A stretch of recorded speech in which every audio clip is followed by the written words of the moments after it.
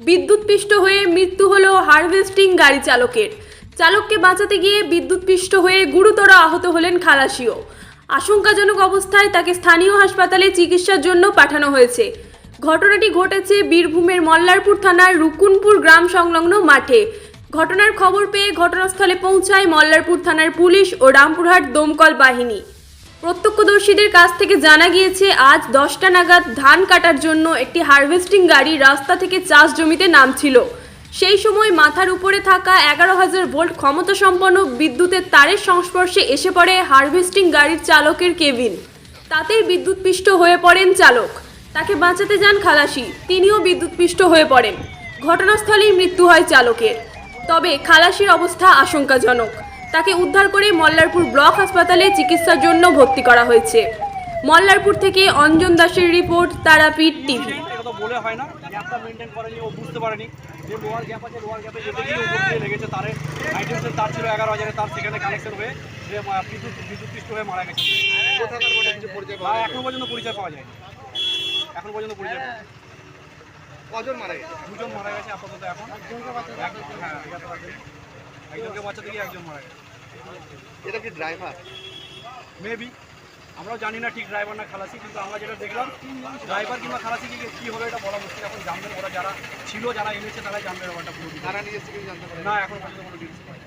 এসব গাড়ি তো বাইরে থেকে আসে। হ্যাঁ, বাইরে থেকে আসে লোকালে ধান কাটার জন্য। এখন ধান কাটার সিজন চলছে, সেই হিসাবে সে সূত্রে এসেছিল গাড়ি। কারা নিয়ে এসছে কিছু জানতে পারে না, এখন কিছুই জানি না। কি নাম বলে? কি নাম আপনার? আমার নাম ইংলিশ আলু।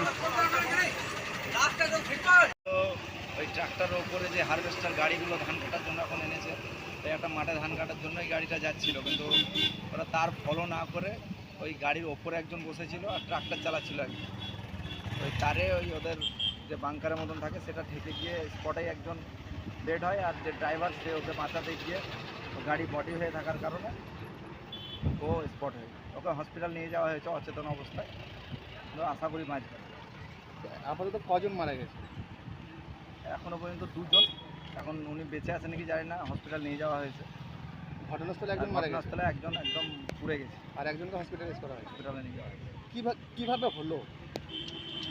ওদের হয়তো কিছু ভুল ছিল, ওরা তারটা লক্ষ্য করেনি হয়তো, আর তারটা ভুল ছিল অনেকটাই, সেই জন্য তারা লক্ষ্য না করে দুর্ঘটনাটা ঘটে গেল। ইলেকট্রিক অফিসে গাড়ি দেখলাম অনেক দেরিতে। না, ইলেকট্রিক অফিসে ফোন করেছি আমরা, ফোন করার সত্ত্বেও ফোন তুলেনি। যেটা মোবাইল সাপ্লাই আছে পাওয়ার হাউসে সেটা ফোন তুলেনি। তো একজন ইলেকট্রিক লাইনে যুক্ত আছে, তাদেরকে ফোন করে বলার পরে ফায়ার ব্রিগেড চলে এলো, কিন্তু পুলিশ চলে এসছে সঙ্গে সঙ্গে। ফায়ার ব্রিগেড চলে এসছে রামপুরহাট থেকে আসতে, রামপুরহাট প্রায় 15 কিলোমিটার 16 কিলোমিটার, সেখান থেকে চলে এলো 10-15 মিটার মধ্যে। আর এখানে 500 মিটার ইলেকট্রিক অফিস, সেখান থেকে গাড়ি আসতে এত সময় লেগে গেল। এরা কোথাকার কিছু পরিচয় পাওয়া গেছে? না, এদের পরিচয় পাওয়া যায়নি, তবে আশা করা যায় বর্ধমানের হতে পারে, কারণ এইসব হারভেস্টারের ড্রাইভাররা বর্ধমান থেকেই আসে, গাড়িগুলো বর্ধমান থেকে আনা হয়। এখানে তো কোনো লোকাল লোক যুক্ত থাকে যে গাড়িগুলো নিয়ে আসে, কে নিয়ে এসেছিল কিছু না, জানতে পারে? সেটা এখনও জানতে পারা যায়। লোকাল লোক যুক্ত থাকে, কিন্তু এখনও জানতে পারা যায়নি। কি নাম দাদা? বডি রিকভার করে গাড়িটা এখন থানায় নিয়ে গেল।